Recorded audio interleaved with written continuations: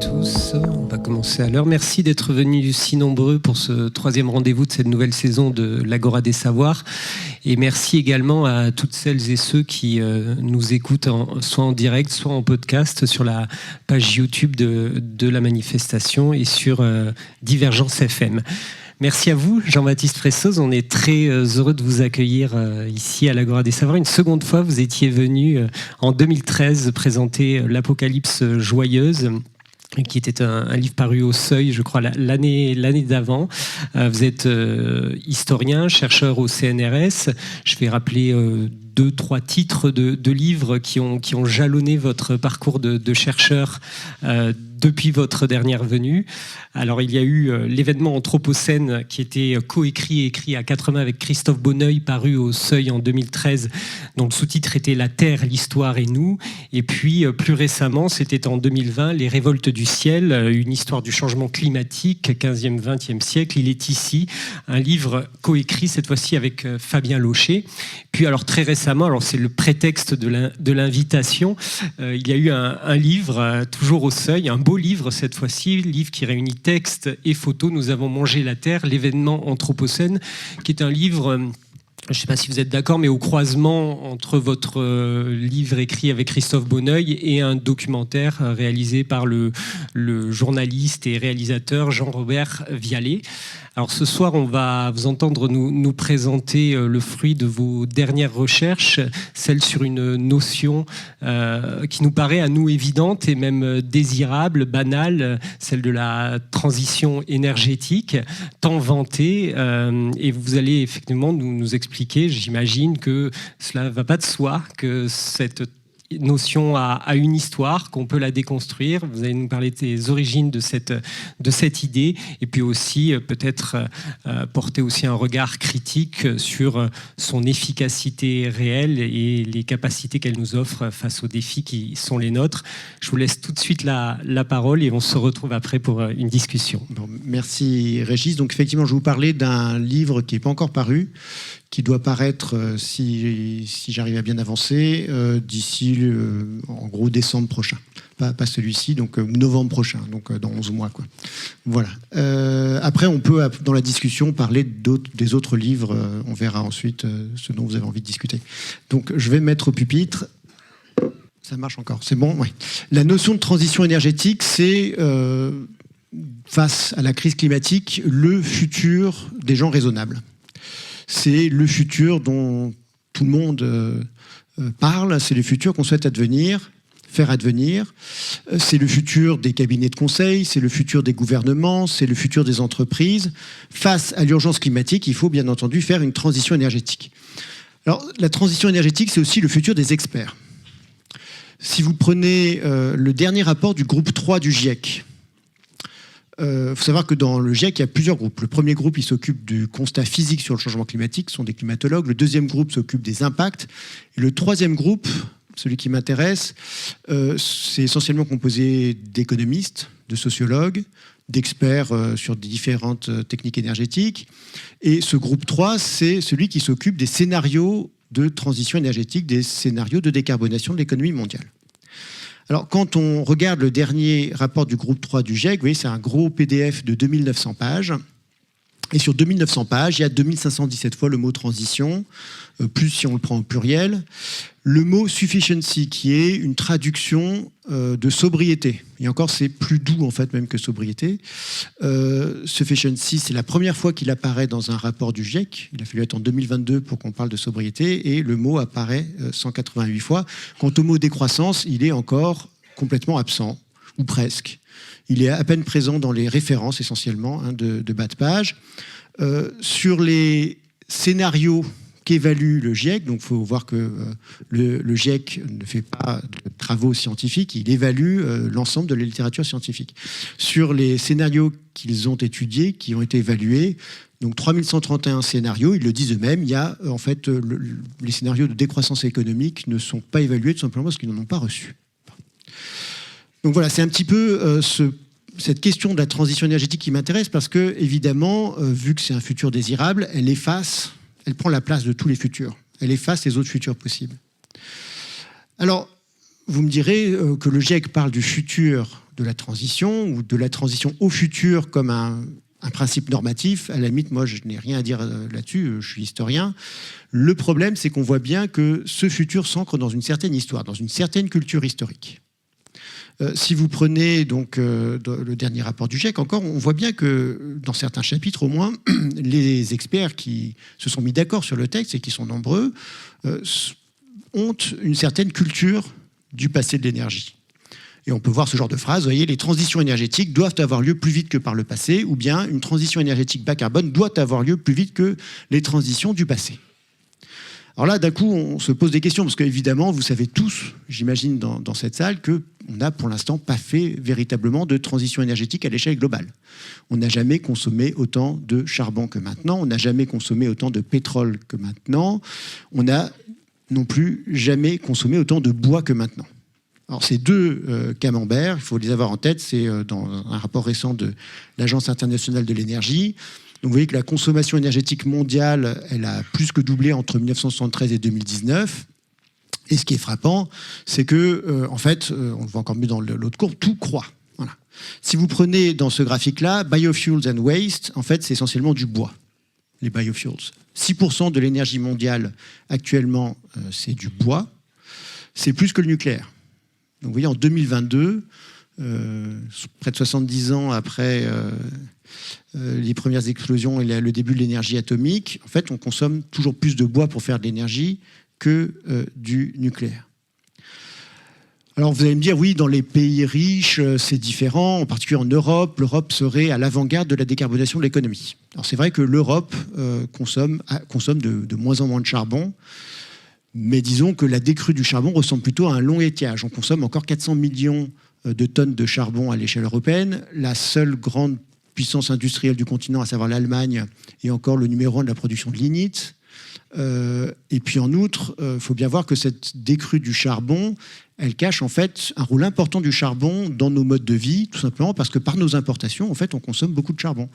En France, il y a des papiers qui permettent de retracer ça pour des chiffres de 2018. Chaque Français, par les biens qu'il consomme liés aux importations de la France, consomme 1 tonne de charbon par an.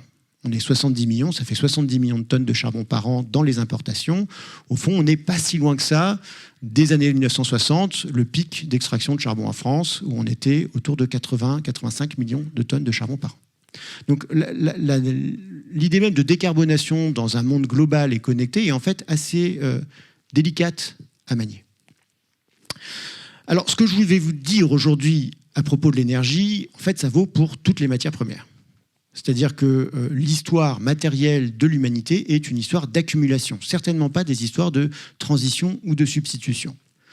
Si vous prenez la somme totale des masses de matière qu'on consomme au XXe siècle, on est passé en gros de un peu moins de 10 gigatonnes à 100 gigatonnes par an. 100 milliards de tonnes de matière par an consommées par l'économie mondiale. Ça fait plus sens si on prend matière par matière. Vous prenez les 65 principales matières premières consommées par l'économie mondiale. Sur ces 65, il n'y en a que 5 qui ont diminué. Toutes les autres n'ont fait absolument que croître. Et celles qui ont diminué, c'est parce qu'il y a des interdictions. Ce n'est pas par phénomène d'obsolescence technologique. Ce qui diminue, par exemple, c'est l'amiante. L'amiante, dans un certain nombre de pays, ça a été interdit et donc on assiste à une diminution, pas une disparition, mais une diminution de la consommation d'amiante. Le mercure aussi a diminué, parce qu'il y a des raisons sanitaires à cela. La seule matière première qui diminue par effet d'obsolescence, c'est un mot trop fort, mais en tout cas par effet de substitution lié à des innovations, c'est la laine de mouton, dont la consommation mondiale a diminué face aux fibres synthétiques. Mais c'est évidemment pas une bonne nouvelle pour l'environnement. Donc vraiment, le point important, c'est que malgré l'inventivité sans borne des chimistes et de l'industrie chimique, tous ces produits de synthèse, tous ces produits innovants, ça ne fait pas diminuer les consommations de matières premières.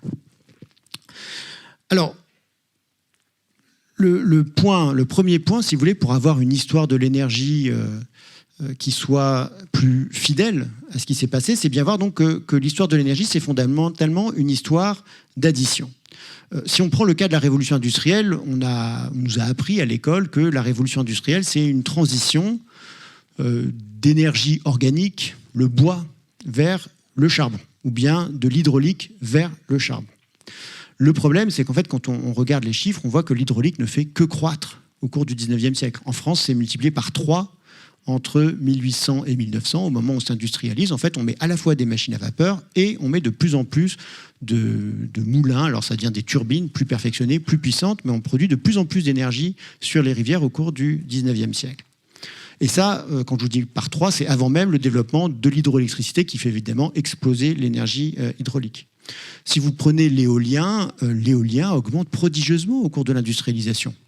Tout simplement parce que le commerce, à ce moment-là, le commerce des marchandises est largement alimenté par le vent. C'est des grands voiliers qui assurent l'essentiel encore du commerce international à la fin du 19e siècle. C'est aussi l'éolien terrestre.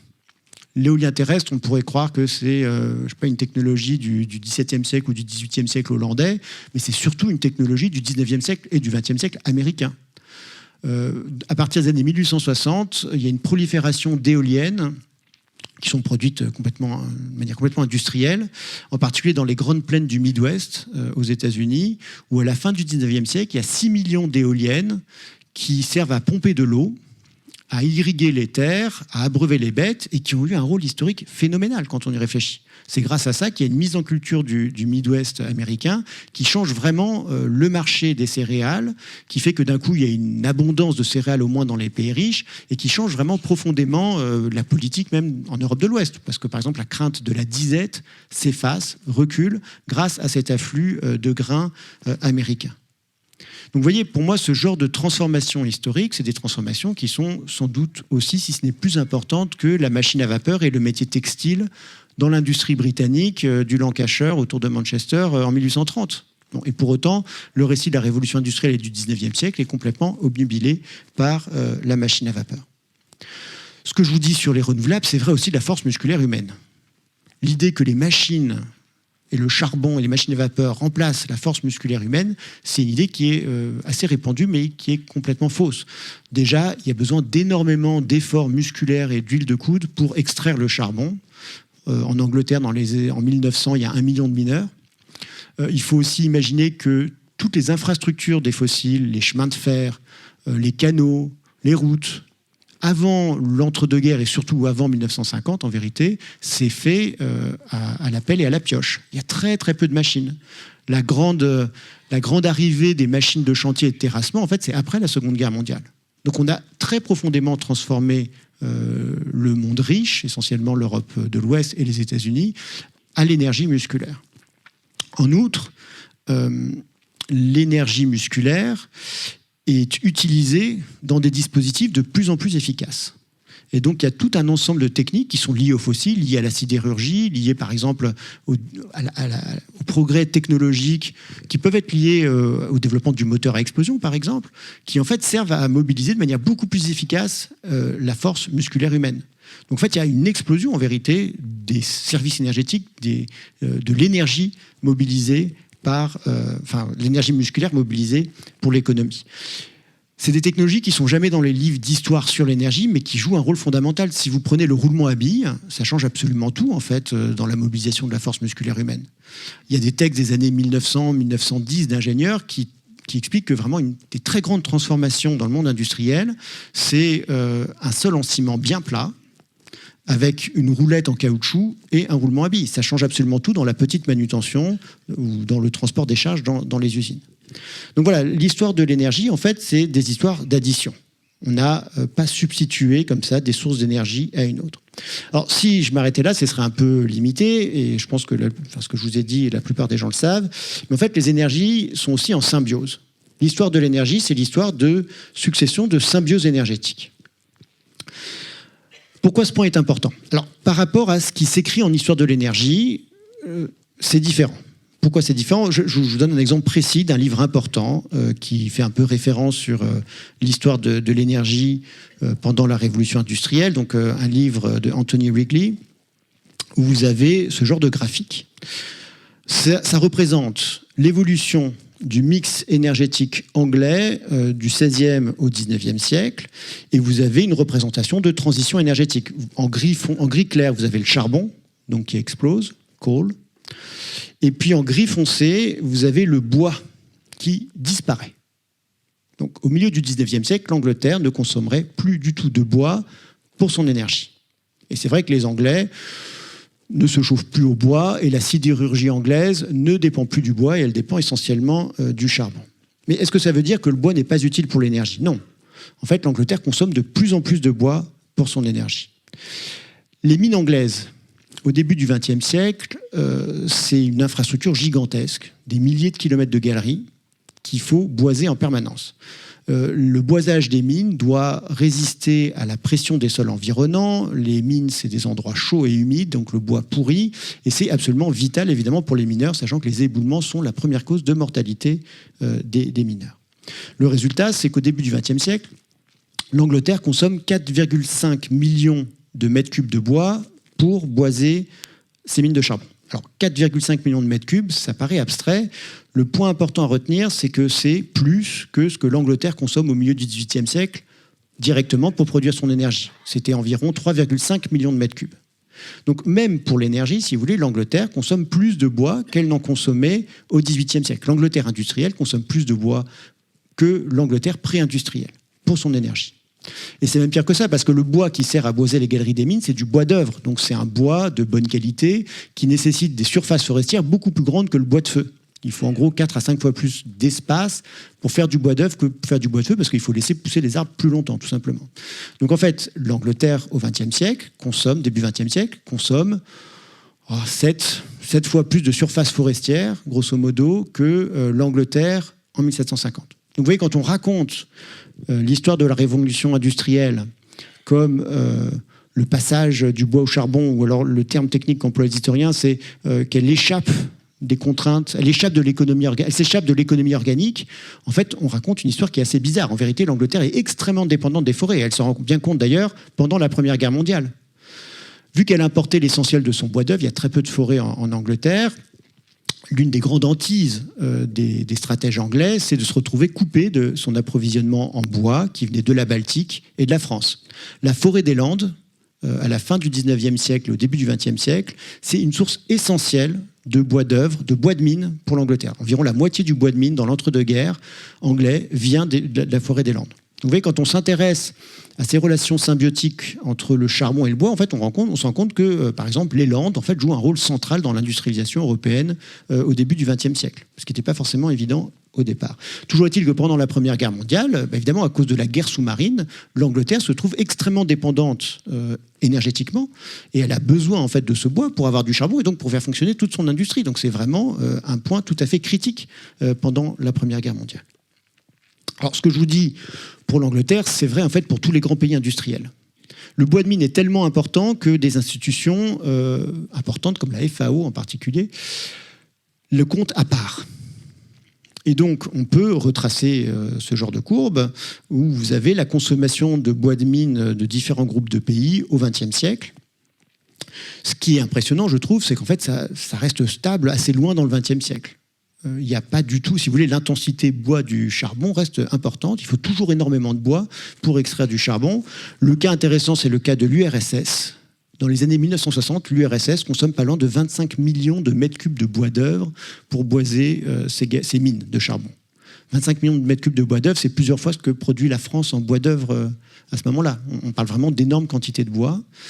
Et il y a des rapports de la CIA qui sont assez fascinants, qui expliquent qu'un des grands goulets d'étranglement de l'économie russe dans les années 60, c'est le manque de bois. Ils n'ont pas investi ce qu'il faut dans les routes forestières et dans une foresterie un peu moderne. Et donc, en fait, les mines, essentiellement les mines d'Ukraine d'ailleurs, qui consomment énormément de bois, se trouvent un peu au dépourvu. Et donc, voilà, un des problèmes de l'économie russe en 1960, c'est le manque de bois. Pour vous dire à quel point l'industrialisation, en fait, reposait sur énormément de bois. Et à la chute de l'Union soviétique, en 1992, l'un des grands problèmes que doit affronter l'Ukraine, c'est justement d'être coupé de cet approvisionnement en bois. Le bois qui servait à miner, à étayer les galeries des mines du Donbass venait de Russie centrale, du bassin de la Kama et de la Volga, deux très grands fleuves. Il était transporté en Ukraine par le canal du Don à la Volga. de la Volga-Odon, pardon.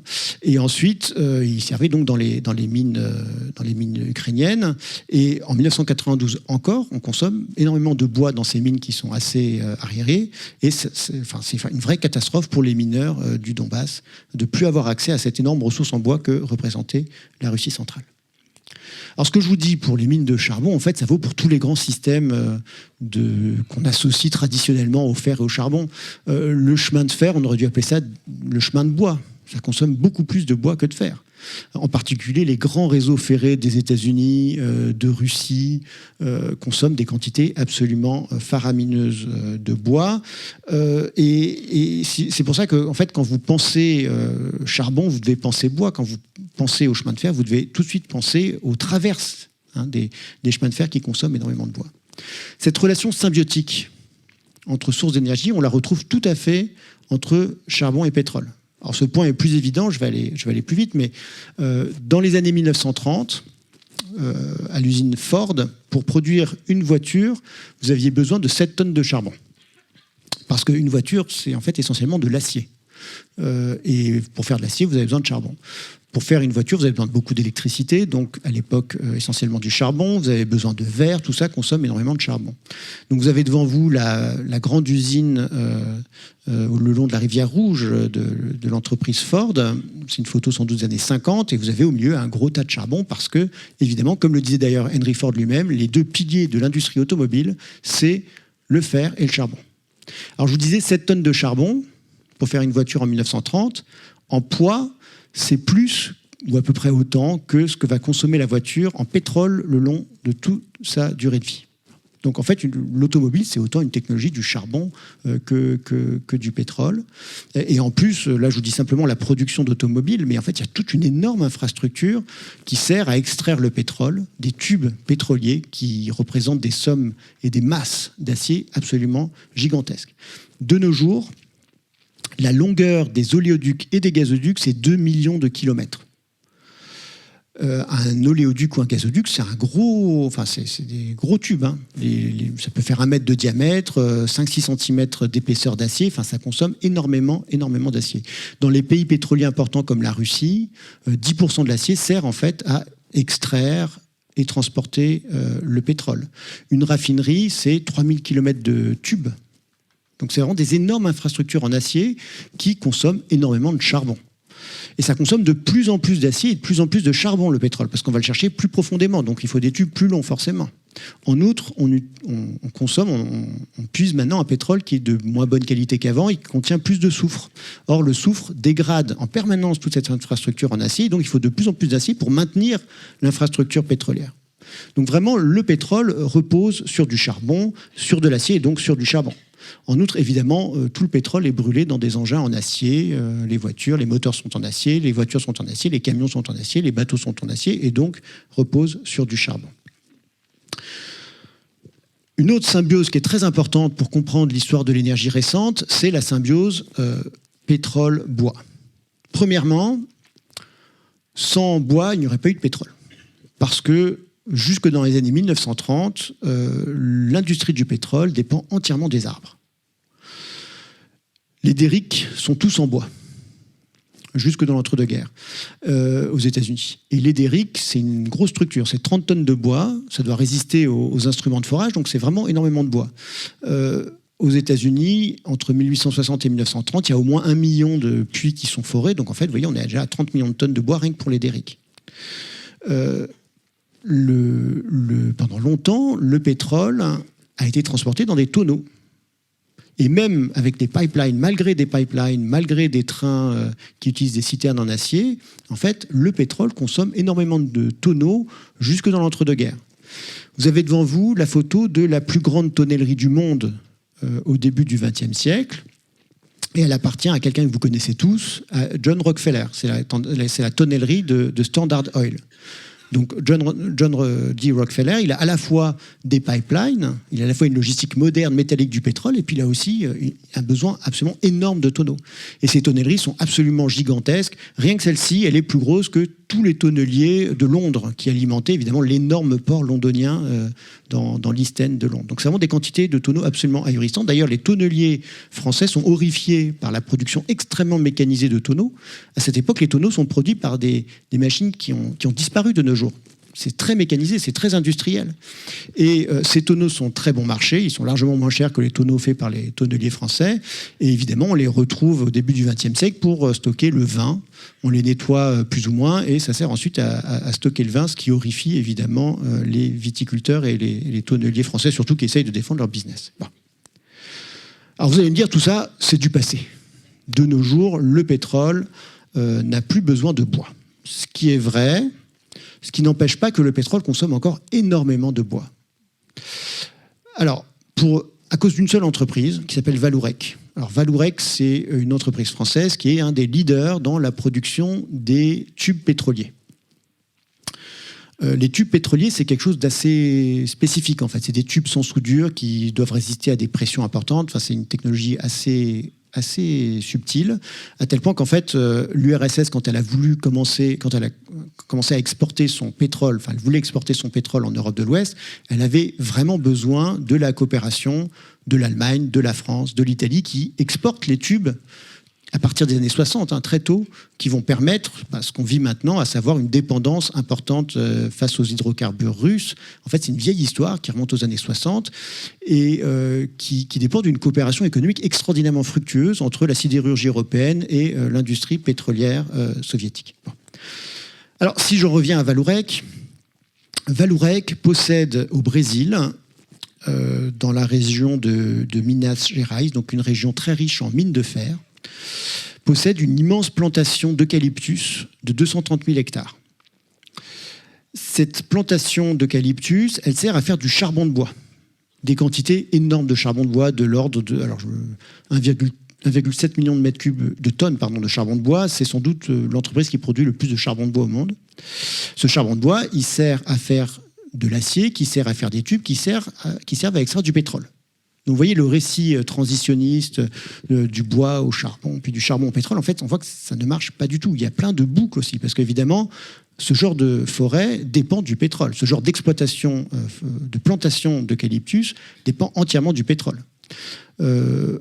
Vallourec récolte 53 hectares par jour d'eucalyptus. Par coupe rase, avec des machines, des abatteuses multifonctionnelles que vous avez peut-être vu dans des randonnées en montagne, c'est assez spectaculaire. Ça vous coupe un arbre en moins d'une minute, ça les branche et ça le coupe en rondins en moins d'une minute. Les plantations d'eucalyptus à haut rendement, c'est aussi une transformation énorme en fait, et récente. La productivité, les records de productivité, les plantations les plus productives, au Brésil, elles arrivent à atteindre 80 mètres cubes de bois, donc d'eucalyptus, par an et par hectare. 80 mètres cubes. La forêt des Landes, en ce moment, on est à 10 mètres cubes. Et les forêts françaises début XXe siècle, on est à 2,5 mètres cubes de bois par an. Vous voyez, ça a été multiplié par 30. Grâce au pétrole, en grande partie. Parce qu'évidemment, pour avoir ce genre de rendement, en fait, c'est l'agriculture intensive de bois. C'est-à-dire que vous mettez énormément d'engrais azotés qui consomment du gaz ou du pétrole pour être produits. Alors, le charbon de bois, c'est évidemment pas que fait pour faire de l'acier. Il y a eu une autre énorme transformation du système énergétique mondial, qui est aussi une symbiose qui a eu lieu dans les pays pauvres. C'est l'explosion de la production de charbon de bois et de la consommation de charbon de bois, en particulier en Afrique subsaharienne. C'est un phénomène historiquement nouveau. C'est la première fois qu'on a des villes de plus de 10 millions d'habitants, donc je parle de Lagos, Kinshasa, Dar es Salaam, des mégalopoles de plus de 10 millions d'habitants, qui dépendent au premier chef du bois pour leur énergie. Parce que même s'il y a l'électricité, le charbon de bois demeure la principale énergie pour la cuisson des aliments. Il y a une équipe du CIRAD qui a fait une enquête remarquable sur Kinshasa. Donc Kinshasa, c'est 11 millions d'habitants. C'est 2,8 millions de tonnes de charbon de bois. Pour donner une comparaison, Paris, en 1850, c'est seulement 100 000 tonnes.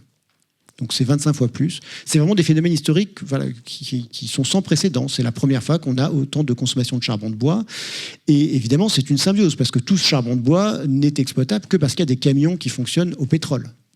L'aire d'approvisionnement en bois d'une ville comme Kinshasa, c'est en fait des milliers de kilomètres carrés. C'est toute la forêt du bassin du Congo. C'est des masses de bois absolument gigantesques qui sont mobilisables uniquement parce qu'il y a du pétrole. Donc, vous voyez, le charbon de bois qu'on brûle à Kinshasa, c'est en fait aussi en partie du pétrole, parce qu'il a fallu pas mal de pétrole, mine de rien, pour transporter ce charbon de bois. Alors vous allez me dire, ça c'est une affaire de pays pauvres. Dans les pays riches, le bois c'est du passé. Alors non plus.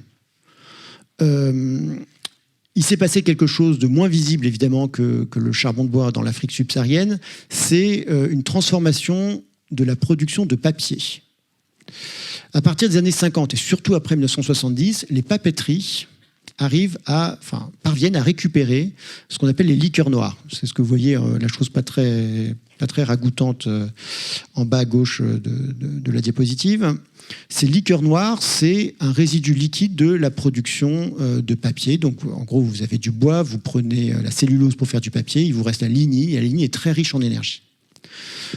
Ces liqueurs noires, ça représente une énorme croissance en fait de l'énergie qui est largement supérieure au déclin des bûches dans les cheminées au cours du XXe siècle. Si vous prenez, je vais simplement parler du cas européen, c'est tiré d'un rapport intéressant et très récent du Joint Research Council, donc un centre de recherche de l'Union européenne qui a pisté la biomasse bois à l'échelle européenne. Vous avez en rose saumon l'énergie tirée du bois. En bleu clair, en Europe, en bleu clair, c'est l'hydraulique, le solaire et l'éolien réunis. Donc en fait, le bois, en ce moment en Europe, c'est les 2/3 des énergies dites renouvelables. Alors, est-ce que le bois, c'est l'énergie renouvelable? On peut en discuter, parce que ça abîme potentiellement les forêts. Et puis en plus, en fait, ça dépend énormément du pétrole. Sans pétrole, on n'aurait pas du tout cette production de bois, évidemment. En rouge, vous avez les liqueurs noires européennes, en fait. La papeterie européenne qui récupère ces liqueurs noires et qui en fait un usage énergétique. C'est plus que le solaire ou plus que l'éolien. Donc, vous voyez, en fait, on parle énormément d'énergie, parce qu'évidemment, elles sont en plein développement, parce qu'on veut les développer, etc. Mais la réalité, c'est que les renouvelables en Europe, même dans les pays riches, donc, ça reste encore majoritairement le bois. Et je finirai ce premier temps de mon exposé avec un exemple qui me semble assez clair, à vrai dire, sur l'inanité de cette notion de transition énergétique quand on la considère historiquement. C'est la centrale thermique de Drax. Drax est une centrale électrique qui se trouve dans le nord de l'Angleterre. Elle est créée en 1972. Au départ, elle sert à exploiter le charbon du Yorkshire, charbon local. Dans les années 90, elle brûle du charbon qui vient d'Australie, qui vient de Russie, qui vient d'Afrique du Sud. Et puis, au milieu des années 2000, la direction décide de brûler de la biomasse au lieu de brûler du charbon. Donc avec beaucoup de subventions publiques, ils disent voilà, on va faire une centrale thermique zéro carbone. Alors qu'est-ce que ça veut dire de la biomasse? En fait, ça veut dire du bois. Ce bois, il est récolté en Amérique, au Canada et aux États-Unis, évidemment avec des machines qui fonctionnent au pétrole. Il est transformé en granules de bois dans des machines qui fonctionnent au pétrole. Il est transporté dans des gros bateaux qui fonctionnent au pétrole et il est brûlé en Angleterre. Drax consomme, suivant les années, 10-12 millions de mètres cubes de bois par an. C'est 4 fois plus que ce que l'Angleterre consommait de bois au XVIIIe siècle. Donc vous voyez, après 2 siècles de transition énergétique, on arrive à ce beau résultat que l'Angleterre utilise 4 fois plus de bois pour faire son énergie, pour produire de l'énergie, qu'elle n'en faisait avant de commencer à faire des transitions énergétiques. En outre, ces 12 millions de mètres cubes de bois, ça représente plus que la production annuelle de bois de l'Angleterre, et tout ça pour produire 1%, 1,5% de son énergie. Donc Drax, à mon avis, montre bien l'impasse de cette idée de faire basculer vers la biomasse, vers une économie organique, une économie qui a été construite par et pour le charbon, par et pour les fossiles. Alors, le point qui m'a ensuite intéressé, c'est étant donné que, manifestement, l'histoire de l'énergie, ça se résume mal à travers cette notion de transition. Comment ça se fait que ce soit une notion de transition énergétique qui se soit autant largement imposée? Alors, le premier point à avoir en tête, c'est que c'est assez récent. Pendant l'essentiel de l'histoire, on a beaucoup réfléchi sur les dynamiques énergétiques. Ce n'est pas nouveau qu'on s'intéresse aux dynamiques des systèmes énergétiques. Les experts ne parlaient jamais de transition. Vous avez devant vous, à ma connaissance, la première représentation de l'évolution du mix énergétique mondial. C'est fait par un ingénieur américain en 1932, de l'US Geological Survey, donc une institution qui s'occupe d'extraire du charbon, du pétrole, etc., qui s'occupe des réserves aussi. Et donc vous voyez une diminution du charbon et une augmentation de la part du pétrole dans le mix énergétique mondial. Mais le géologue qui commente ce graphique-là, il ne dit pas du tout qu'il y a une transition en cours. Il dit, bah oui, on consomme moins de charbon, parce qu'il y a la crise de 29, évidemment, et puis aussi parce que, comme pendant la Première Guerre mondiale, le charbon coûtait cher, il y a eu beaucoup d'efforts d'efficacité énergétique, en particulier dans la production électrique. On a enlevé les vieilles machines à vapeur, et on a remplacé ça par des turbines à vapeur. Et ça produit beaucoup plus d'électricité, en gros 4 fois plus d'électricité par tonne de charbon. Donc c'est sûr qu'il y a eu des économies qui font que la consommation globale de charbon a diminué, mais il ne dit pas du tout qu'il y a une transition du charbon vers le pétrole. Il dit simplement que voilà, on a fait des efforts, mais que le charbon reste évidemment le pilier du monde, vraiment le grand pilier du monde industriel. C'est grâce au charbon qu'on a de l'acier, c'est grâce au charbon qu'on a du ciment, enfin voilà, que c'est absolument indépassable, et que évidemment l'histoire de l'énergie n'est pas du tout une histoire de transition. Un autre exemple, c'est ce graphique de futurologie, c'est proposé par un promoteur du solaire aux États-Unis en 1972. Et ce qui est intéressant, c'est que pour lui, toutes les énergies vont croître jusqu'en 2200.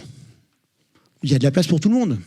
Le charbon va croître, le nucléaire va croître, le solaire va croître, vu qu'il est promoteur du solaire, mais le pétrole va croître, etc.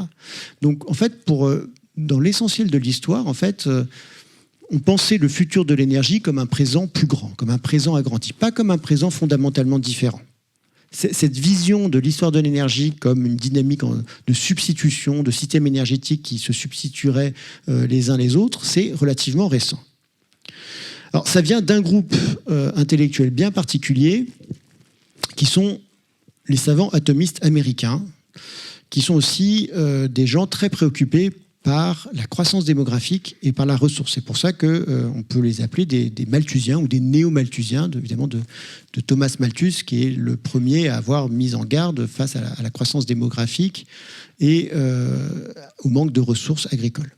Alors, ces savants atomistes, ils ont pour la plupart, ceux qui s'intéressent, en tout cas qui produisent cette nouvelle vision de l'énergie comme un système en transition, ils ont travaillé au projet Manhattan, à la fabrication de la première bombe atomique. Et ils ont travaillé en particulier dans un laboratoire qui est le Metallurgical Laboratory de Chicago. C'est là où, sous l'égide de Enrico Fermi, ils ont créé la première pile atomique. Ce sont souvent des savants de gauche. Ils sont horrifiés par ce qu'ils ont fait.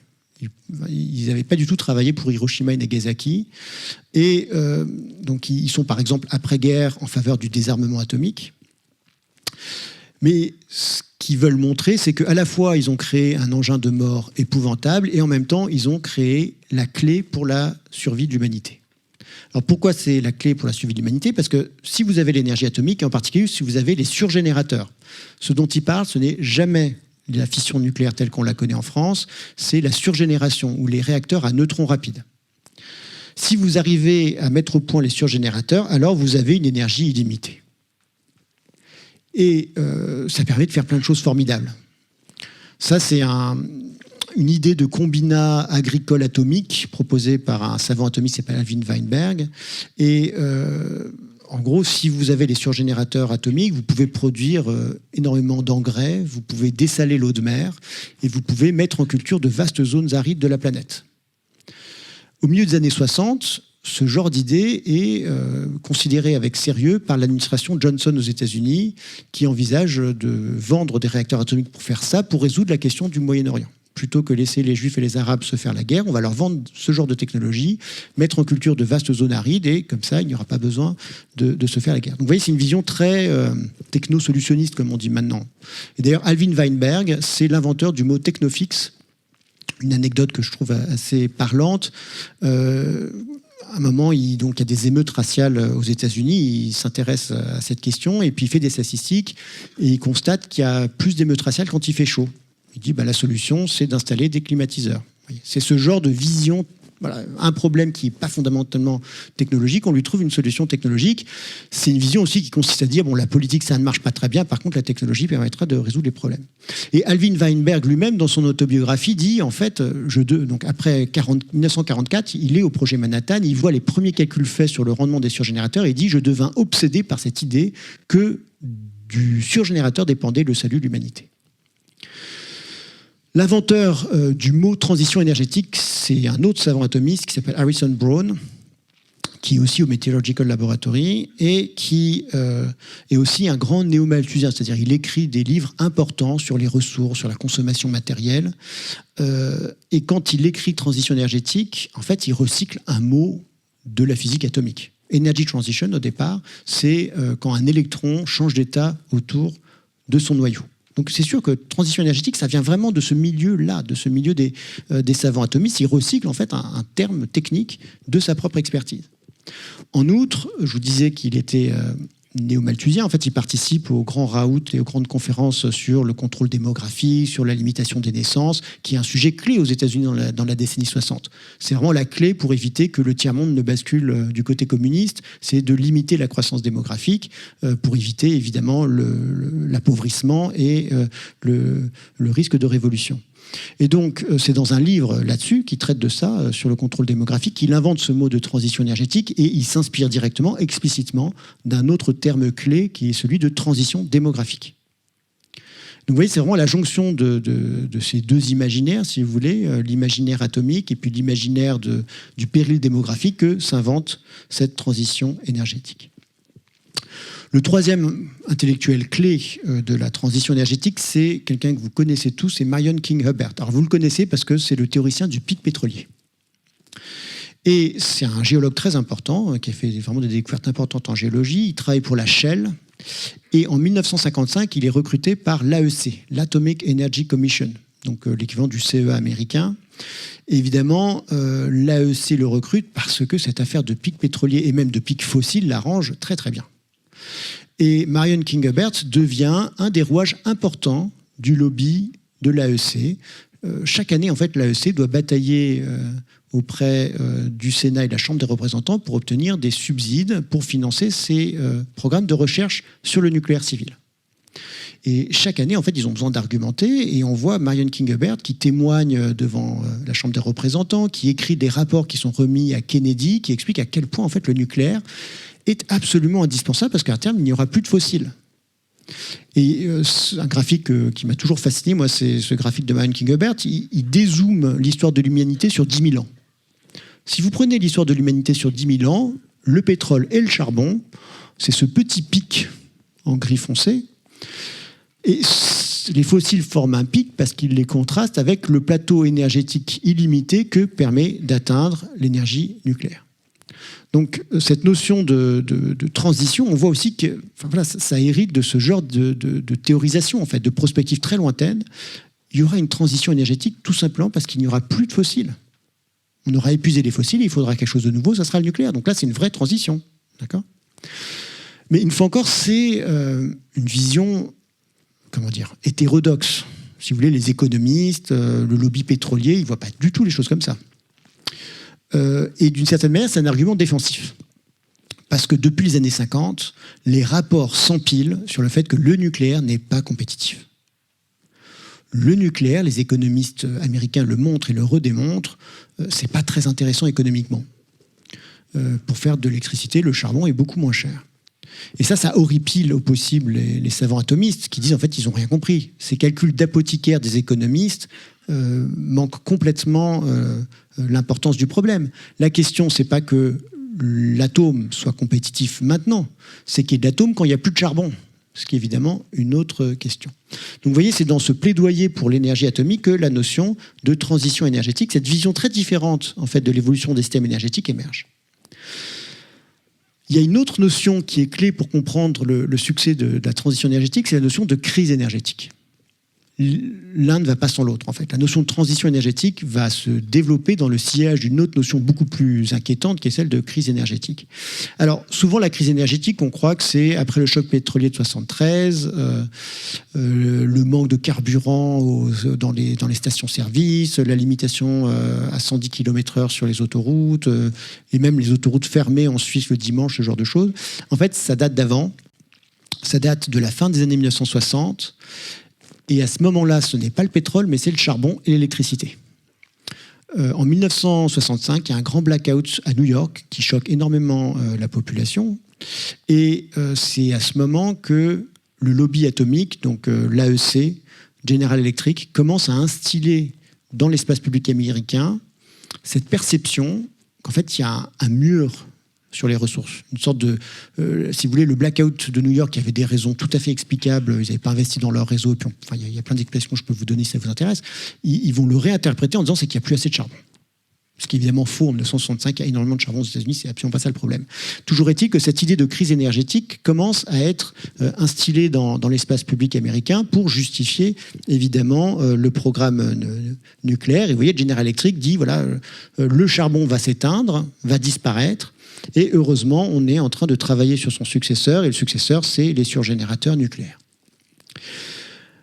Alors, cette vision de la crise énergétique et de la transition énergétique, qui est au départ une vision assez locale liée à la promotion de l'atome, va se diffuser à la faveur du choc pétrolier, et tout le monde va parler d'énergie comme les savants atomistes. Et ça, c'est vraiment important et c'est nouveau.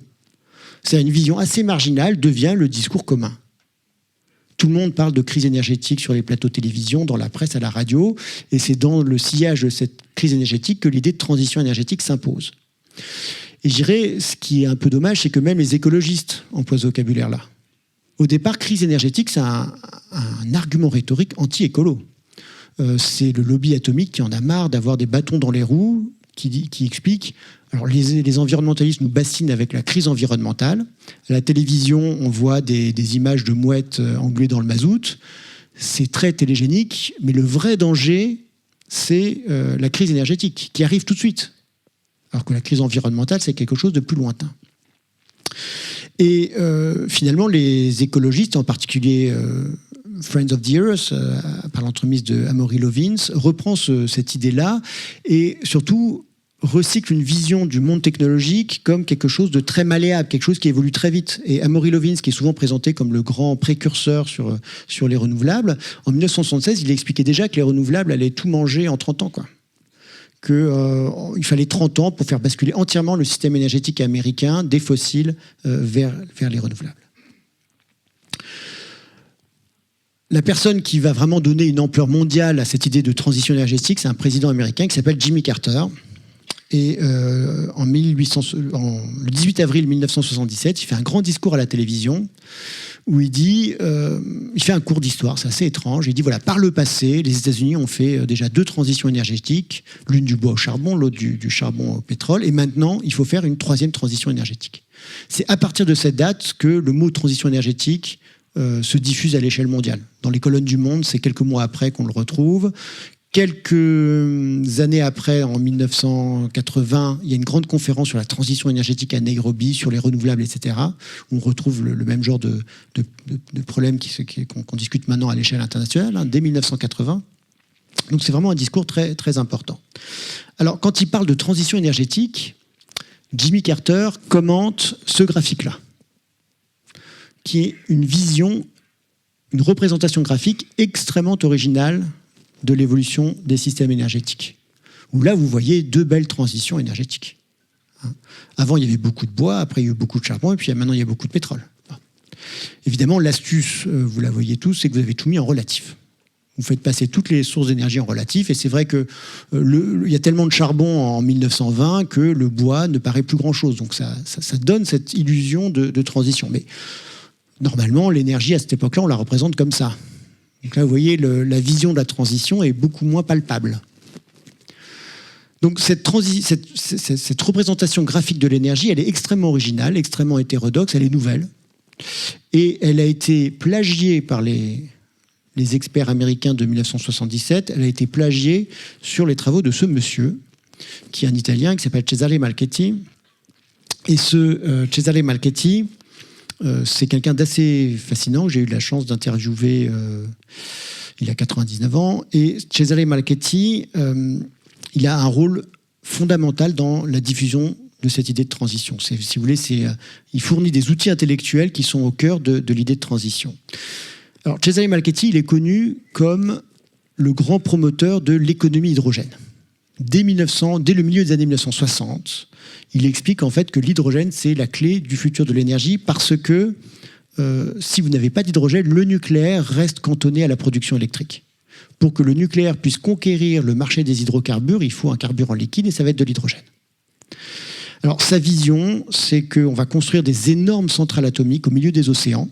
Comme ça, il n'y aura pas de voisins pour aller. On va hydrolyser, électrolyser l'eau de mer pour produire de l'hydrogène. Et ensuite, cet hydrogène sera exporté dans le monde entier. Quant aux déchets atomiques, ils sont tellement chauds qu'on les laissera s'enfoncer dans le socle basaltique des océans par leur propre chaleur. Ils s'enfonceront comme ça dans la croûte terrestre. Donc il a ce côté un peu docteur Folamour, mais qui est important parce que il y a un journal qui est fondé en 1974 qui s'appelle Journal of Hydrogen Energy. C'est Cesare Malchetti qui est considéré un peu comme le père fondateur de ce journal-là.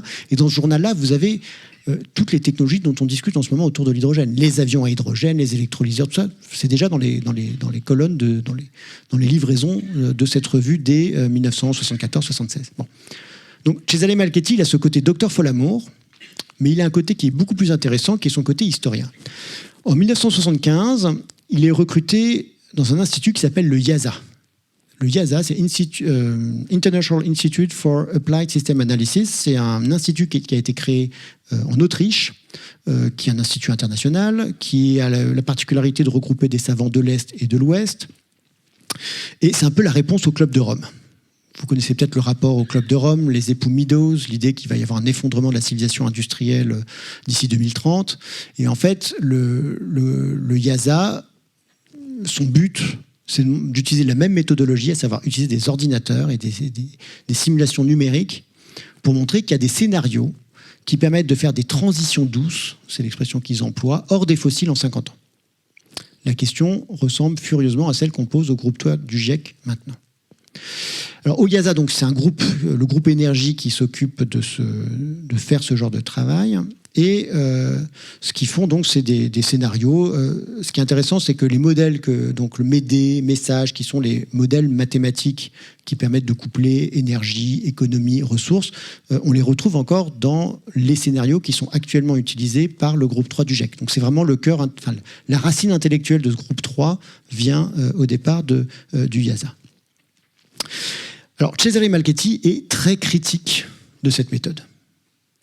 Il dit en fait cette méthode par scénario, ça donne l'impression confortable qu'on gouverne le monde énergétique, qu'on gouverne le système énergétique global, que les gouvernements ont prise sur cet énorme ensemble de choses, de machines, de ressources, de consommateurs, d'habitudes, etc. Cet énorme ensemble de capitaux aussi, qu'il y a plein de trajectoires possibles en fonction des politiques qu'on prend. Et Cesare Malchetti, lui, est très déterministe. Et il dit, en fait, le futur de l'énergie ne se lit pas dans les codes, dans les lignes de code informatique, ça se lit dans l'histoire. Et il va commencer à compulser, de manière assez impressionnante, des statistiques historiques sur l'énergie pour le monde entier. Ce qu'il veut faire pour anticiper le futur, c'est utiliser une méthode de prédiction assez ancienne, qui est l'utilisation de la courbe en S, ou courbe logistique. La courbe en S, vous la connaissez tous, donc c'est une courbe en forme de S, qui modélise bien les phénomènes de diffusion. On en a beaucoup parlé pendant la pandémie, évidemment, parce que vous voyez, au début, ça va lentement. Après, quand plein de gens sont infectés, ça va plus vite. Puis quand tout le monde a eu le virus, ça sature. Ça marche bien pour les virus, ça marche aussi bien pour les technologies. La diffusion d'une technique suit généralement une courbe en S. C'est un modèle de substitution logistique. Alors, Cesare Malchetti va appliquer un modèle qui était couramment utilisé pour anticiper la diffusion des technologies à l'énergie, aux énergies primaires. Il a bien conscience que c'est, disons, un grand pas, quoi, qu'il y a quelque chose d'assez risqué à faire ça, mais ça a l'air de marcher merveilleusement bien. Donc, vous voyez les courbes où il y a des petits hauts et des bas, c'est les données empiriques historiques. sur la proportion du charbon, la proportion du pétrole, la proportion du gaz naturel. Et puis les belles courbes lisses, c'est les résultats donnés par le modèle. Ça a l'air de super bien marcher. Et donc, il est persuadé d'avoir découvert la clé, en fait, pour comprendre le futur de l'énergie, c'est d'utiliser cette courbe de substitution logistique. Le problème, c'est ce que je vous ai expliqué dans toute la première partie de mon exposé, c'est que ce modèle de substitution, qui marche plus ou moins bien pour les techniques, quand je dis plus ou moins, c'est parce qu'en fait, les nouvelles techniques ne remplacent pas forcément les anciennes. De manière triviale, vous avez dans vos placards à la fois des aspirateurs et des balais. De manière moins triviale, le béton n'a pas du tout fait disparaître les briques. Donc en fait, ça ne marche pas si bien que ça. Ça ne marche pas du tout pour les énergies, puisque les énergies sont très étroitement imbriquées, intriquées et pris dans des relations symbiotiques.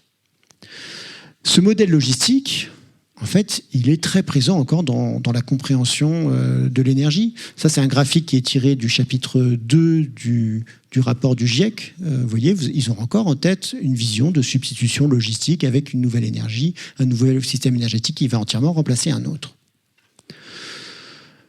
Cette vision de la transition énergétique, du système énergétique comme quelque chose qui est profondément marqué par des dynamiques de substitution, ça intéresse très fortement un groupe économique qui sont évidemment les pétroliers.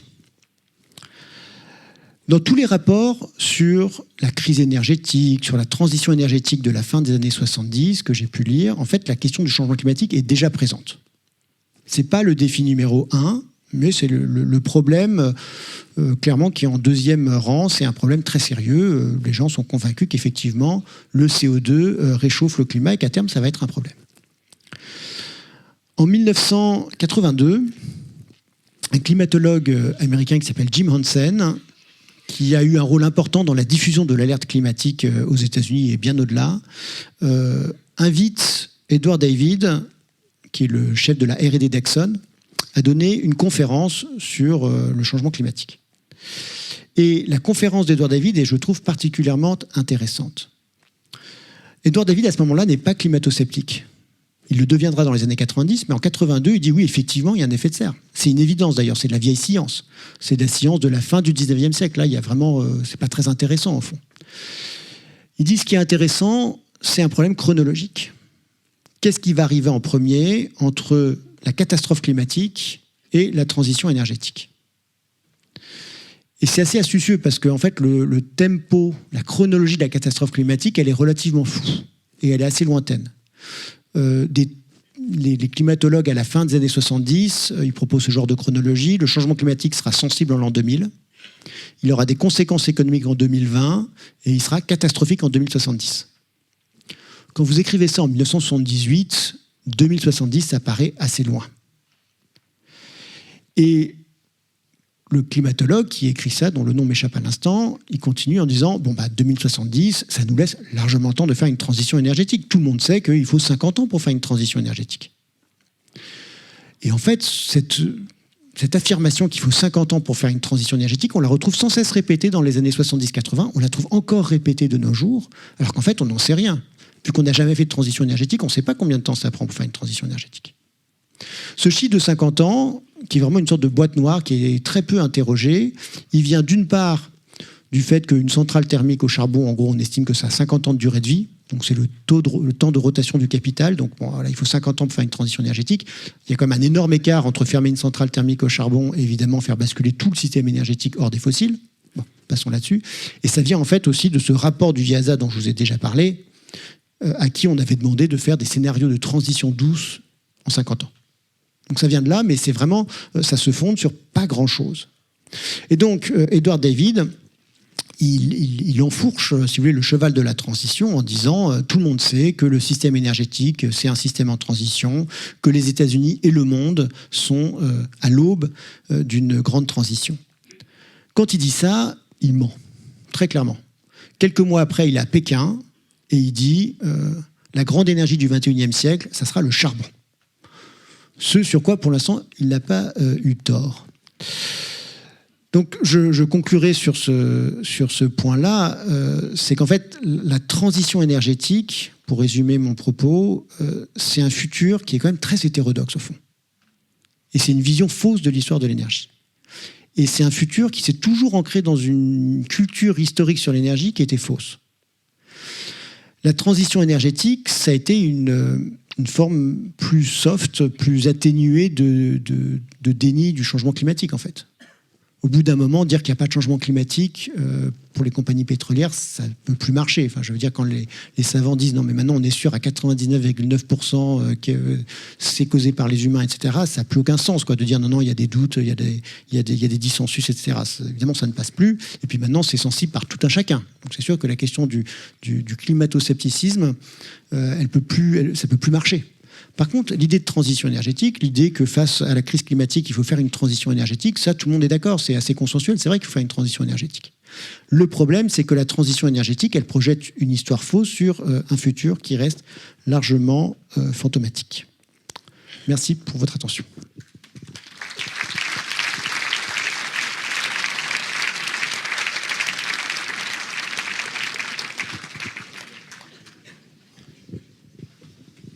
Merci beaucoup Jean-Baptiste Fressoz. Je ne résiste pas à l'envie de vous poser une question qui est difficile pour un historien, parce qu'il faudrait être futurologue, mais l'actualité fait qu'aujourd'hui, nous sommes en face d'une nouvelle crise énergétique, ou non d'ailleurs, avec beaucoup de guillemets, je vous laisserai le dire. Est-ce que cette guerre en Ukraine et les effets visibles, sensibles qu'elle a aujourd'hui dans nos sociétés a un effet déjà perceptible sur l'idée même de transition énergétique, une remise en cause, l'exploration de nouvelles voies, ou est-ce qu'il est encore beaucoup trop tôt pour l'historien que vous êtes pour vous prononcer ? Alors, ce que ça montre notre énorme dépendance au gaz, en fait. C'est ça qui était assez impressionnant. C'est-à-dire que l'industrie allemande, en fait, en particulier, dépendait énormément du gaz et que c'est très dur de s'en passer. Et que la seule solution à court terme, et sans doute pas tant que ça à court terme, c'est d'en importer d'ailleurs. Et donc, le problème, c'est que la guerre en Ukraine, pour l'instant, ce que ça fait, ça va recarboner l'économie européenne. Parce que le gaz qu'on importe des États-Unis, c'est du gaz liquéfié. Le gaz liquéfié, ça veut dire qu'on le refroidit à moins 160 degrés. Autant vous dire que ça consomme beaucoup d'énergie. Et après, on le transporte par bateau, il faut le déliquéfier, etc. Donc en fait, c'est du gaz qui émet 2 fois plus de CO2 que le gaz naturel. Donc on arrive au résultat où le gaz qu'on consomme émet autant que le charbon. Vous voyez ?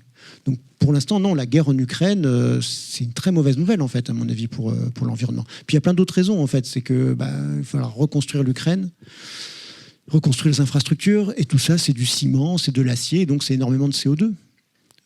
Et donc voilà, et puis je dirais, d'une manière générale, poser la question comme ça montre qu'on n'a pas compris l'énormité du problème, quoi. Parce que, aussi dramatique que soit la guerre en Ukraine, et la catastrophe que ça représente pour les Ukrainiens, évidemment, le changement climatique, c'est en fait l'ensemble de la seconde nature qu'on a construit depuis 2 siècles. C'est tout, c'est dans tous les pays, c'est absolument massif, quoi. C'est tous les bâtiments qu'on habite, c'est tous nos transports, c'est les matériaux de construction, c'est l'essentiel aussi de l'agriculture, en fait, qui dépend des fossiles. Et donc, imaginez que la guerre en Ukraine, aussi dramatique qu'elle soit un événement tel à faire basculer cette énorme chose-là. Vous voyez, il y a vraiment un écart entre la cause et l'effet, quoi, qui est gigantesque, en fait. En écoutant la conclusion de votre conférence, j'ai pensé à un terme que vous évoquez, que vous utilisez dans vos livres, qui est le concept d'agnotologie, et qui me paraît particulièrement éclairant. J'aimerais simplement que vous nous en parliez. Alors, c'est un mot qui a été inventé par Robert Proctor, qui est un historien des sciences américain, qui a écrit un livre super sur le tabac, que je vous conseille. Alors, il a été traduit en français. En anglais, le titre, c'est Golden Holocaust. Je ne sais pas c'est quoi le titre français, mais c'est sûr, en gros, comment les compagnies de tabac ont réussi à instiller du doute à partir des années 50 sur le fait que le tabac causait le cancer. Dès 52-53, il y a cette stratégie qui est de dire on va faire croire qu'il y a un débat parmi les scientifiques, alors qu'il n'y en avait pas. Et ce qui est très intéressant dans son livre, c'est qu'il montre à quel point l'industrie du tabac, ce faisant, a produit de la bonne science. C'est ça le pire. C'est-à-dire à vouloir montrer plein de causes de cancer autres que le tabac, ils ont découvert des choses intéressantes. Et par exemple, Prusiner, qui est le découvreur du prion, avait été financé par les industriels du tabac. Mais le point important de ce livre, c'est cette méthode qu'on retrouve très fréquemment dans plein de problèmes. C'est de dire, vous voyez, c'est multifactoriel, c'est pluricausal, causale, etc., quand des fois il y a une cause très dominante. On a eu la même chose pour la disparition des insectes et des abeilles en particulier, où d'un coup on a plein de papiers scientifiques qui sortent sur le varon des abeilles, sur le varroa des abeilles, sur plein de causes potentielles de disparition des abeilles, mais qui servent à masquer en fait l'énorme importance des néonicotinoïdes, de pesticides très perfectionnés qui arrivent à désorienter les abeilles à des doses absolument infinitésimales et qui produisent et pas que les abeilles, parce que évidemment les abeilles c'est juste une population témoin en fait de tous les insectes volants. Donc vous voyez, c'est vraiment un concept qui est intéressant, qui montre que tout comme le savoir se fabrique, l'ignorance se fabrique. Et donc c'est un peu agnotos, en fait agnos c'est ignorance, et c'est un peu le pendant de l'épistémologie qui était la discipline classique d'étude des sciences. Moi ce sur quoi j'insiste dans l'Apocalypse joyeuse et puis là dans ce travail-là, plus que de l'ignorance, parce que je pense qu'en fait le climato-scepticisme a sans doute joué un rôle dans le retard à l'allumage, ce qui est important c'est la désinhibition, quoi. C'est-à-dire en fait comment, malgré le fait qu'on sait tout parfaitement, on continue comme avant. Et je crois que la transition énergétique a été un très bon outil de désinhibition.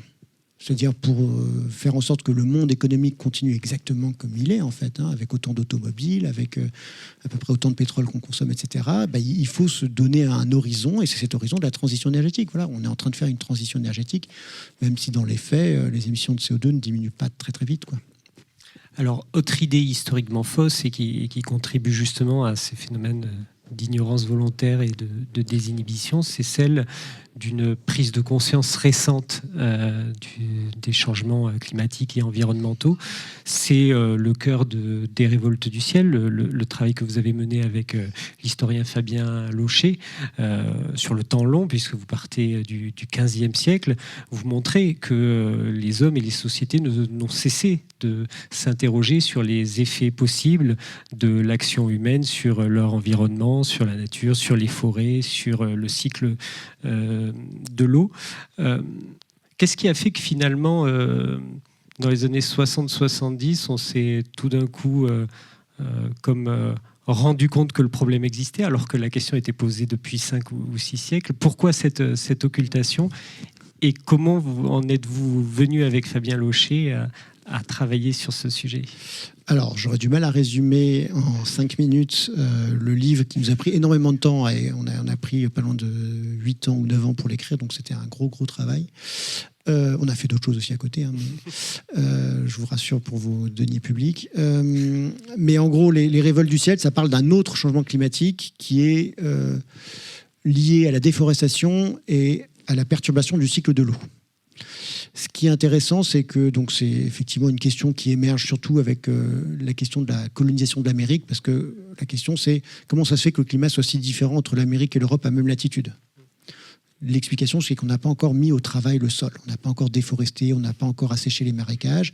Et en fait, c'est un argument très puissant pour justifier la colonisation et l'appropriation des terres. Parce qu'à cette époque, dire que la terre n'a pas été travaillée, ça veut dire qu'elle n'a pas de propriétaire.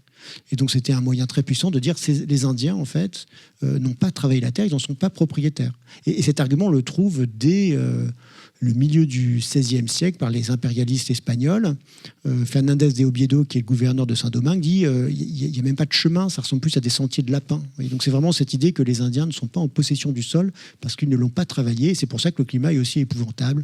On lui trouve tous les défauts, trop humide, trop chaud, trop froid au Canada, etc. Donc dans tous les empires coloniaux, que ce soit en France, enfin Nouvelle-France, Nouvelle-Angleterre, Nouvelle-Espagne, il y a cette idée qu'une fois qu'on aura travaillé le sol, déforesté, en fait, on aura un climat analogue au pays, l'Europe, quoi. Donc la Nouvelle-France sera vraiment comme la France, avec un climat comme en France, etc. Bon. Donc ça, c'est vraiment une question qui émerge dans le sillage de la colonisation de l'Amérique.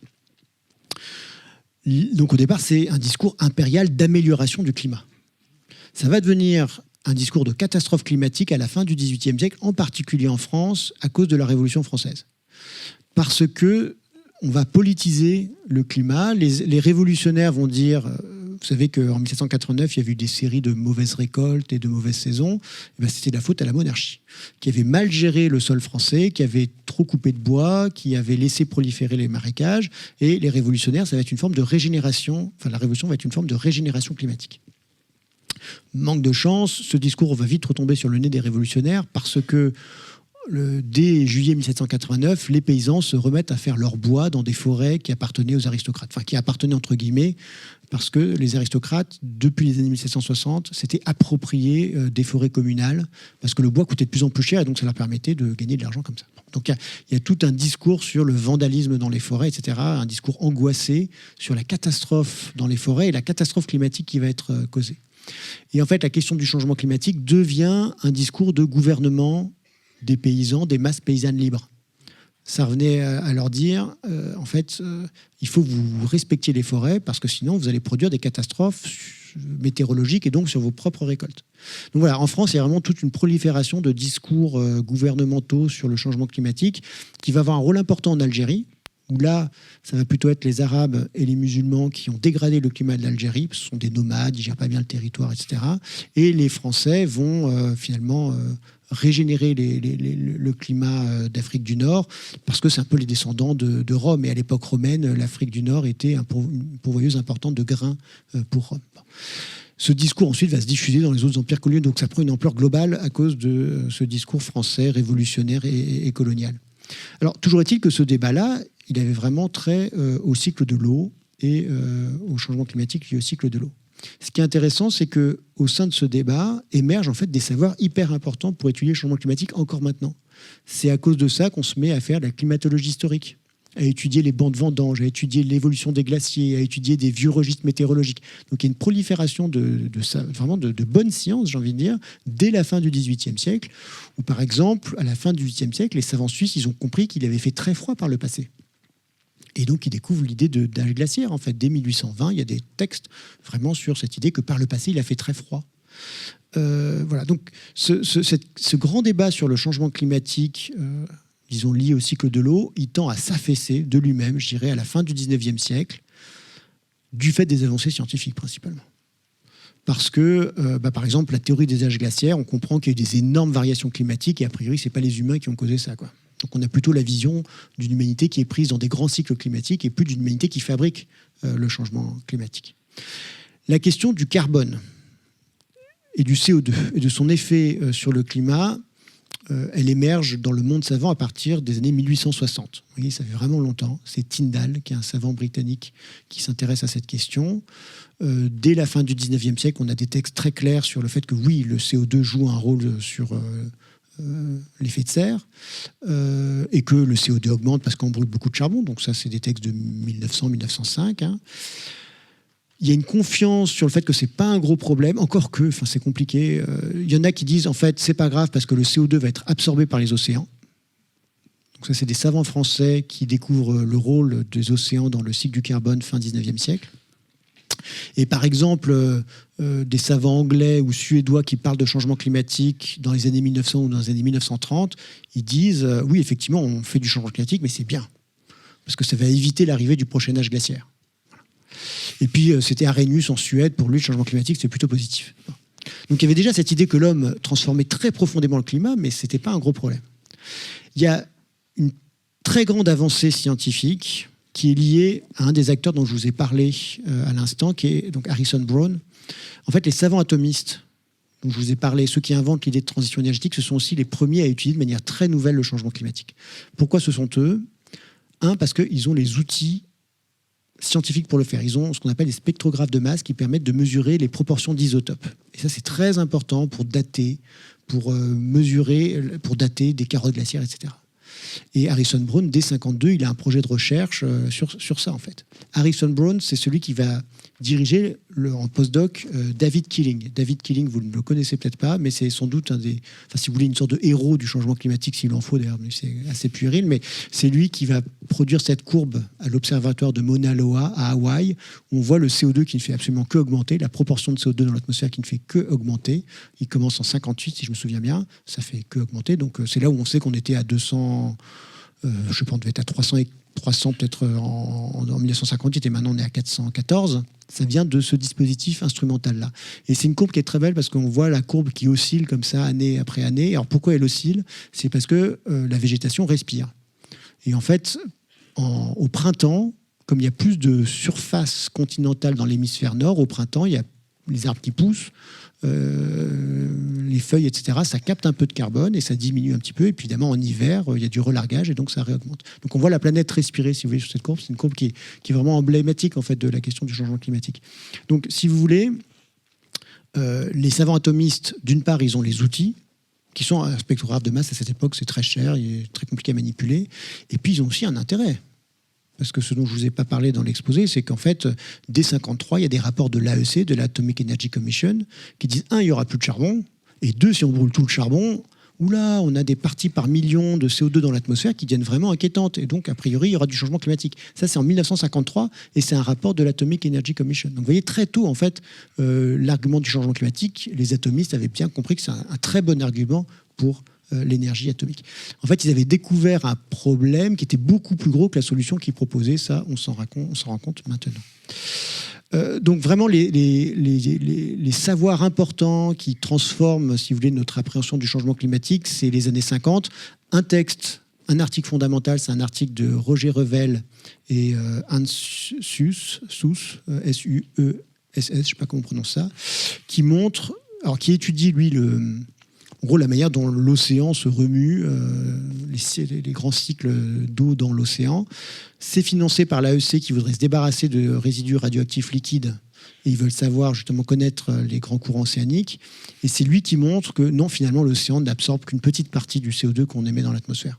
Et donc, oui, l'effet de serre, ça va se poser. La question va se poser. Et c'est lui qui emploie cette expression assez incroyable qui est de dire l'humanité est en train de faire une expérience géophysique. Et donc, il faut étudier ça.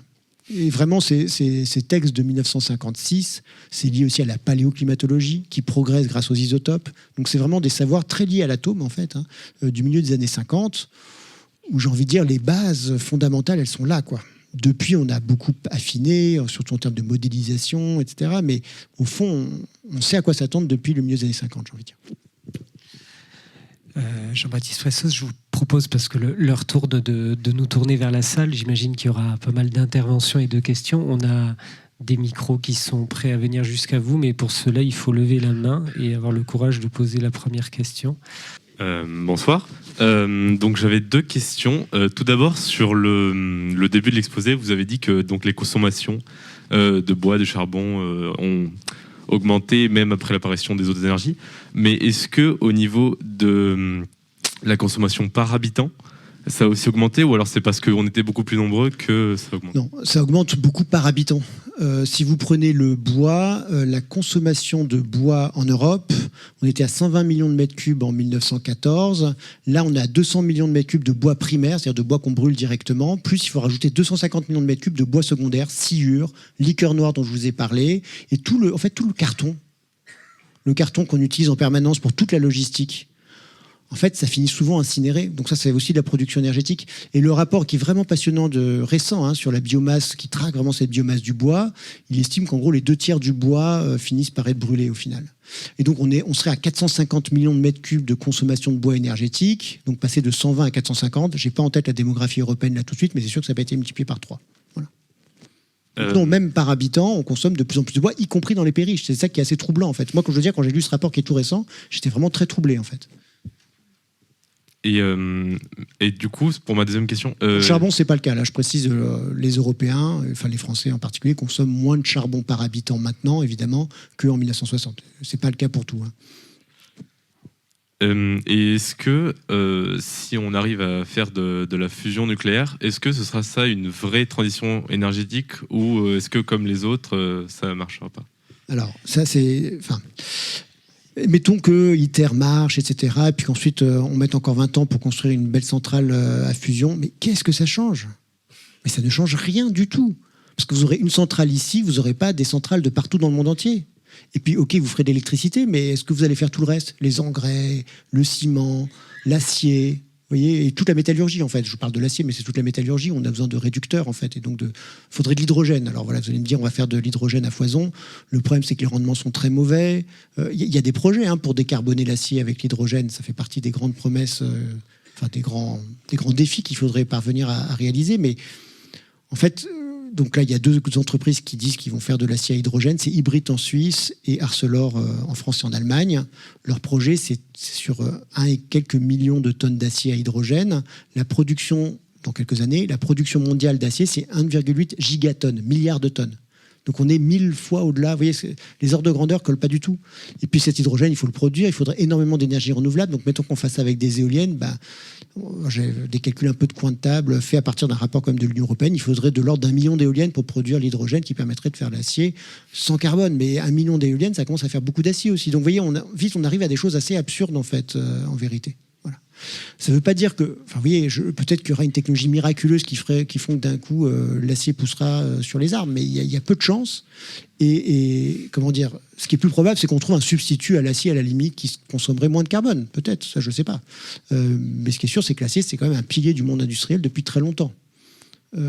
Et tous nos bâtiments reposent sur de l'acier, le ciment armé, toutes les infrastructures routières et les moyens de transport reposent sur l'acier, etc. Donc c'est vraiment un pilier vraiment fondamental du monde industriel et de l'économie. Et ça, objectivement, il y a peu de chances qu'on le décarbone dans les horizons temporels impartis par les fameux 2 degrés, quoi.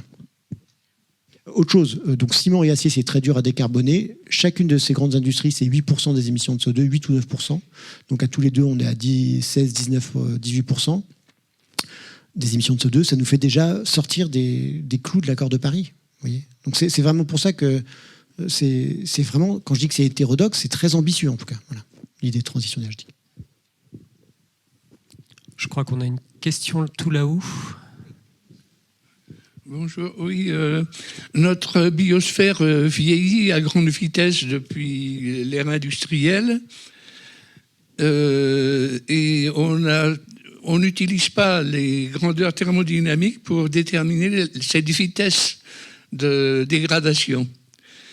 Or, il y a une grandeur bien connue qui s'appelle l'entropie, qui veut dire transformation en grec, hein, qui permet de mesurer la vitesse du vieillissement. C'est-à-dire que ce vieillissement est dû en fait à la création d'entropie.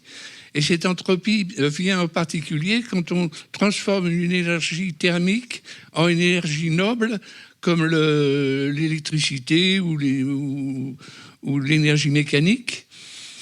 Et quand on voit nos voitures, par exemple, les rendements sont dérisoires, de l'ordre de 30%, et le reste part en entropie, c'est-à-dire 70% qui part en entropie, qui participe au réchauffement climatique et qui est définitivement perdu.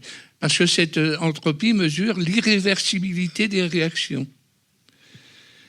Par exemple, quand on est passé des locomotives à vapeur aux locomotives électriques, on a économisé du charbon. Parce que les locomotives à vapeur avaient un rendement de 5%, les locomotives, les centrales thermiques pour faire de l'électricité avaient des rendements de 30%. Ce qui veut dire qu'en gros, avec la même quantité de charbon, on pouvait faire rouler 4 locomotives électriques de même puissance par rapport à cette locomotive à charbon. Autre cause d'entropie, c'est la dilution. Et en particulier, justement, le CO2 qu'on dilue dans l'atmosphère. Et si on fait un calcul assez simple, il faudrait 2,7 fois plus d'énergie pour le récupérer par rapport au moment où on le traiterait à son origine, à la sortie des cheminées des centrales. Est-ce que vous avez une question, il arrive monsieur ? un moment où on ne peut plus le récupérer rentablement et on a un système complètement irréversible. Oui, je suis d'accord avec globalement ce que vous avez dit, donc voilà, je sais pas. Non, là, il y a 2 points qui me semblent intéressants. Bon, premièrement, effectivement, les techniques sont de plus en plus efficaces. Ça, c'est un phénomène tout à fait remarquable. Mais dans plein de domaines, en fait, les gains d'efficacité, ils sont en partie derrière nous, quoi. Si vous prenez effectivement la production d'électricité, ça a énormément progressé avec, je vous ai parlé des turbines à vapeur, etc. Ça n'empêche pas que, c'est le fameux paradoxe de Jevons, c'est l'effet rebond, etc. C'est vraiment quelque chose de réel en fait. Moi, j'avais travaillé sur l'emballage, j'ai pas mal travaillé sur l'emballage. on est passé d'emballages en bois massif à des emballages en carton. C'est infiniment plus économique en bois, l'emballage en carton. Ça n'empêche pas qu'on consomme beaucoup plus de bois pour l'emballage maintenant qu'à n'importe quel moment de l'histoire. C'est des ordres de grandeur qui ont vraiment explosé parce qu'on a beaucoup plus de marchandises à emballer. Donc cet effet rebond, c'est effectivement quelque chose de structurel, quoi. Donc c'est vrai que quelle que soit, si vous voulez, l'élégance du système technologique, il faut absolument réfléchir aux usages. Le deuxième point que vous disiez sur le carbone dilué dans l'atmosphère, ça, c'est un point qui est important et qui est de plus en plus présent dans les derniers rapports du GIEC, c'est ce qu'on appelle les émissions négatives, qui est vraiment quelque chose de très très bizarre. Moi, je n'arrive pas à comprendre comment les économistes ont accepté autant de parler de ça, quoi, des émissions négatives, et en particulier de ce qu'ils appellent les BECS, Bioenergy Carbon Capture and Storage. Donc c'est l'idée, vous allez faire de l'électricité à partir de bois, vous allez récupérer le CO2 à la sortie des cheminées, et ensuite vous allez le mettre sous le sol. Et maintenant, dans tous les scénarios, vous avez besoin de ce genre de technologie qui, objectivement, a peu de chances d'exister à grande échelle. Drax, c'est un peu ce qu'ils avaient promis, et puis ils ne le font pas, en fait. Ils ne captent pas leur carbone. Voilà, donc c'est vrai que cet aspect entropie sur le CO2 dissous dans l'atmosphère qu'on va pouvoir restocker, je pense que c'est important de l'avoir en tête et voir que c'est quand même des artefacts qui servent à faire tenir encore les scénarios à 1,5 degré, par exemple, qui sont indispensables pour ce genre de scénario, en vérité. Et même pour 2 degrés, on en a besoin maintenant. Mais c'est vraiment des chevilles, quoi. Je crois qu'on a une question devant. Oui, bonjour. Donc moi, je suis Anne Coudrin, une carrière de chercheur derrière moi. D'abord, merci beaucoup pour cette conférence qui ouvre vraiment un regard, un imaginaire tellement différent sur cette histoire de l'énergie, et en plus que vous nous offrez presque un an avant la finalisation de votre travail. Donc merci. Alors ma question maintenant, j'ai ressenti que dans les premières diapositives que vous avez présentées, la question de l'occurrence des mots tels que décroissance ou sobriété dans le rapport, le troisième rapport du GIEC, vous intéresse, et comme étant trop peu cité ou pouvant être trop peu cité, donc on peut penser que vous dites peut-être qu'il y aurait une piste plus importante de ce côté-là. Et comme vous avez travaillé aussi dans un livre sur l'évolution depuis le XVe siècle, est-ce que ça peut alimenter cette histoire depuis le XVe siècle, un espoir renforcé dans cette voie-là?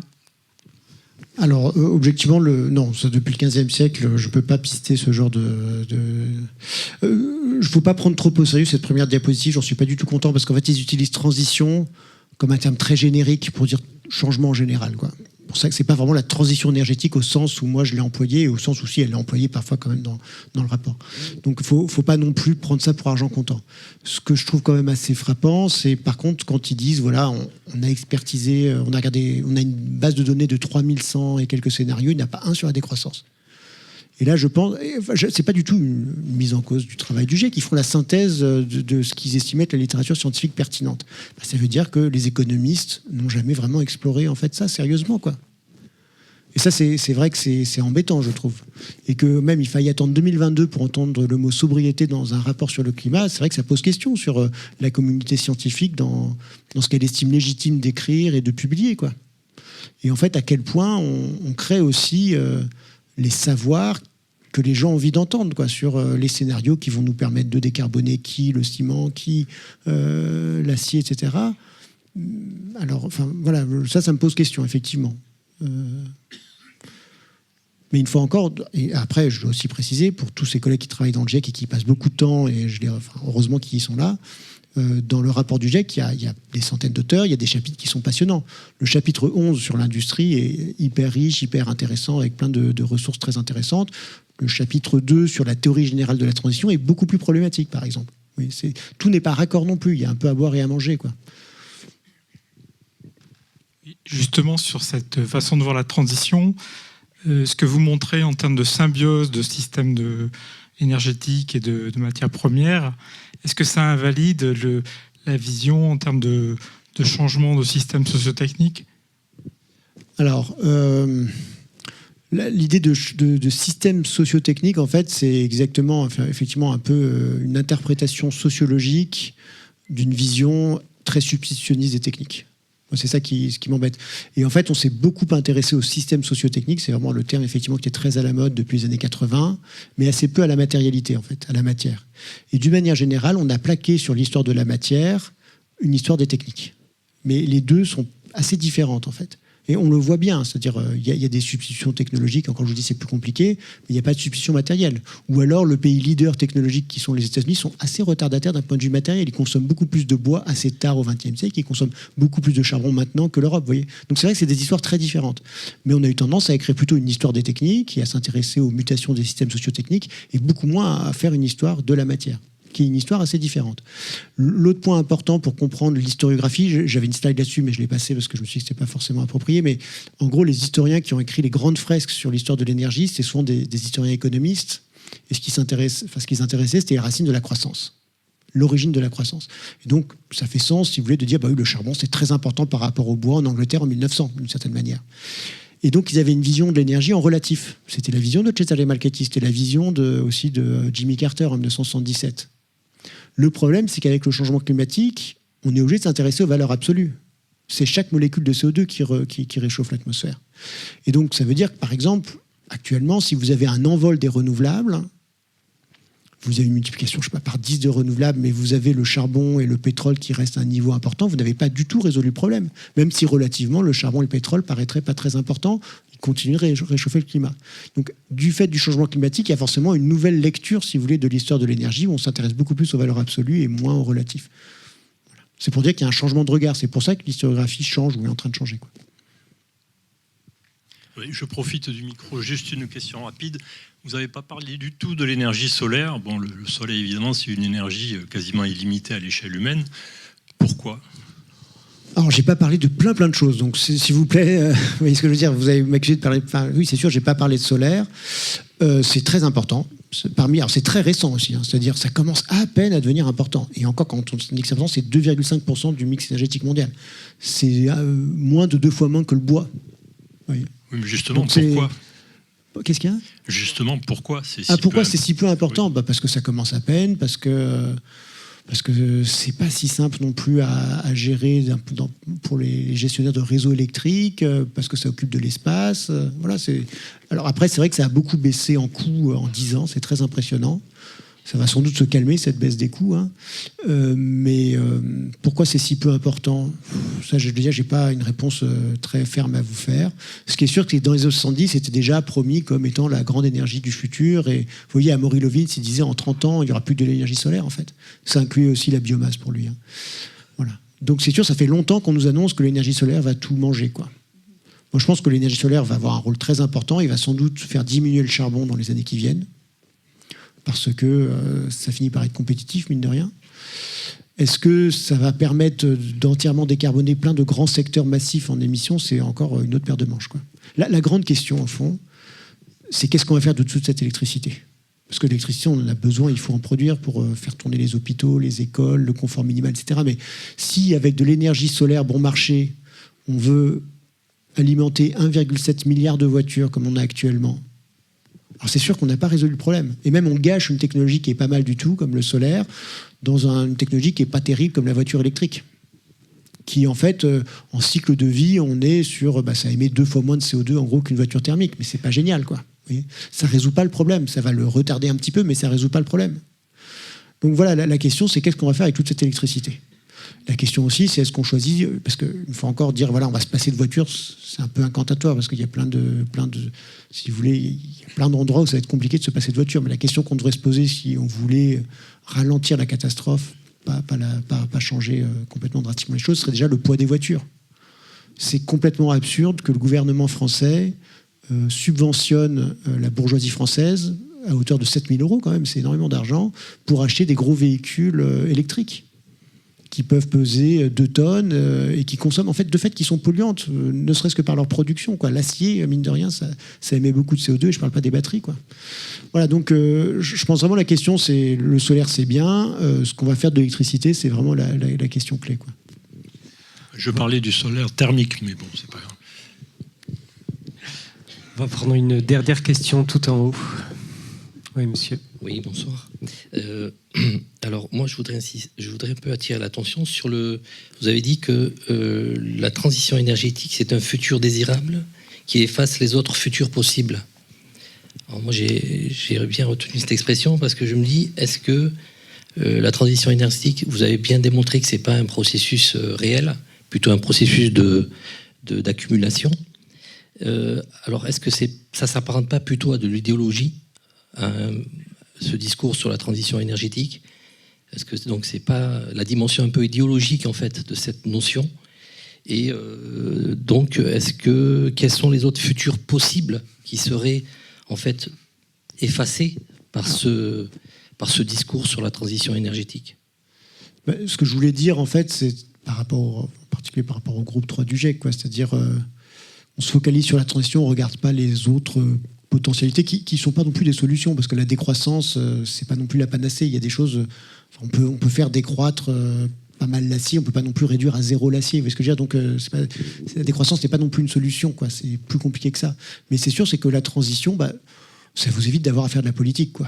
Parce que si vous dites qu'il y aura une transition énergétique, qu'est-ce qu'on va s'embêter à restreindre nos consommations énergétiques, à réduire notre consommation en général, puisque finalement ça fait tout reposer sur les ingénieurs et le fait technologique.